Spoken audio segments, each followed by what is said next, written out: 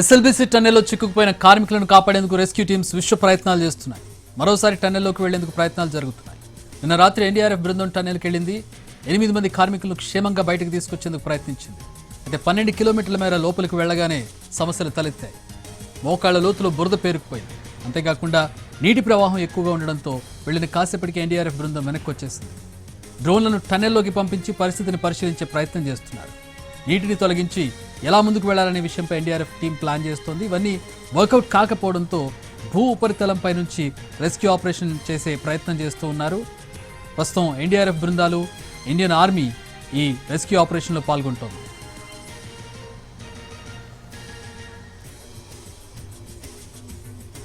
నిన్న ఉదయం శ్రీశైలం ఎడమగట్టు కాలువ టన్నెల్ ఎస్ఎల్బీసీ వద్ద ప్రమాదం జరిగింది.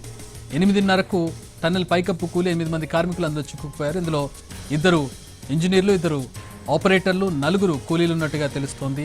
వీరిని రక్షించేందుకు ప్రమాద స్థలంలో ప్రభుత్వం సహాయక చర్యలు చేపట్టింది. వెంటనే ఎస్ఎల్బీసీ టన్నెల్ ఘటనలో చిక్కుపోయిన వారందరినీ కూడా రక్షించేందుకు ప్రభుత్వం, ఎన్డీఆర్ఎఫ్, ఆర్మీ విశ్వ ప్రయత్నాలు చేస్తోంది.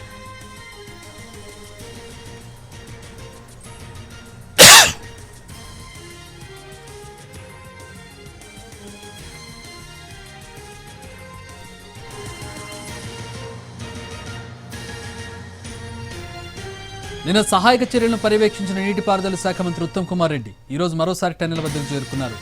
సహాయక చర్యలను పర్యవేక్షిస్తున్నారు ఆయన. నిన్న ప్రధాని మోదీ ముఖ్యమంత్రి రేవంత్ రెడ్డికి ఫోన్ చేసి వివరాలు తెలుసుకున్నారు. సహాయక చర్యలకు సంబంధించిన వివరాలను కోరారు. అవసరమైన సాయం కేంద్రం అందిస్తుందంటూ ఆయన భరోసా ఇచ్చారు.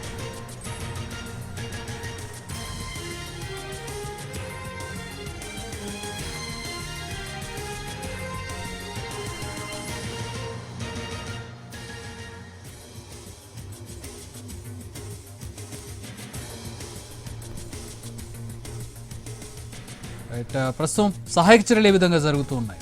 గ్రౌండ్ నుంచి మా ప్రతినిధి అహ్మద్ పాషా మరిన్ని వివరాలు అందిస్తారు.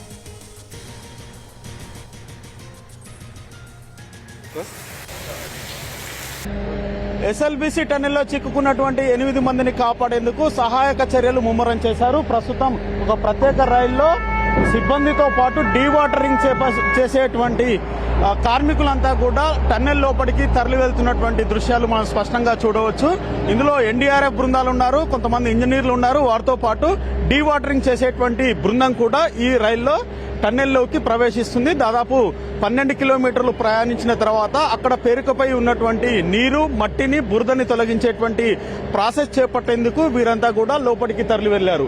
అయితే ఇప్పటికే ఒక ఎన్డీఆర్ఎఫ్ బృందము, ఎస్డీఆర్ఎఫ్ బృందాలతో కలిసి, ఇంజనీర్లతో కలిసి వారంతా లోపట ఉన్నటువంటి పరిస్థితిని సమీక్షిస్తున్నారు.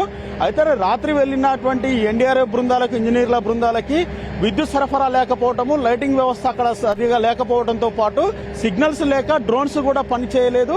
దాంతో పాటు మనకు టన్నెల్ మొదటి స్టార్టింగ్ పాయింట్ లో కనిపిస్తున్నటువంటి ఈ మిషన్ పైప్ లైన్ కూడా మధ్యలో విరిగిపోయింది. సో అక్కడ ఆక్సిజన్ సరఫరా కూడా సరిగా లేదని చెప్పేసి వారంతా కూడా వెనక్కి వచ్చారు.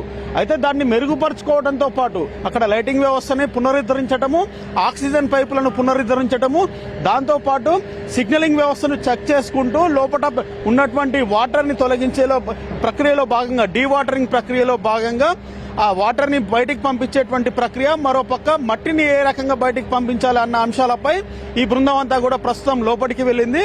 వీరంతా కూడా మరో 2-3 గంటల్లో దానికి సంబంధించినటువంటి ఆ ప్రక్రియని చేపడతారు. ఆ ప్రక్రియ చేపట్టిన తర్వాత మరో ఎన్డీఆర్ఎఫ్ బృందము వెళ్లేందుకు ఇక్కడ సిద్ధంగా ఉంది. వీరంతా కూడా ఆ వాటర్ తగ్గుతున్న క్రమంలో తమ చర్యలు ముందుకు కొనసాగిస్తామని చెప్పేసి ఇక్కడ ఉన్నటువంటి ఎన్డీఆర్ఎఫ్ బృందాలు చెప్తున్నాయి. అయితే ప్రధాన ఆటంకంగా అక్కడ నీరు, కూలిన మట్టి, పేరుకపోయినటువంటి బురదనే ఉంది. కాబట్టి అవి కొంత తగ్గితే మేము లోపలికి వెళ్లి సహాయక చర్యలు చేపట్టేందుకు సిద్ధంగా ఉన్నామని చెప్తున్నారు. ఇప్పటికే 3 ఎన్డీఆర్ఎఫ్ బృందాలు ఇక్కడికి చేరుకున్నాయి.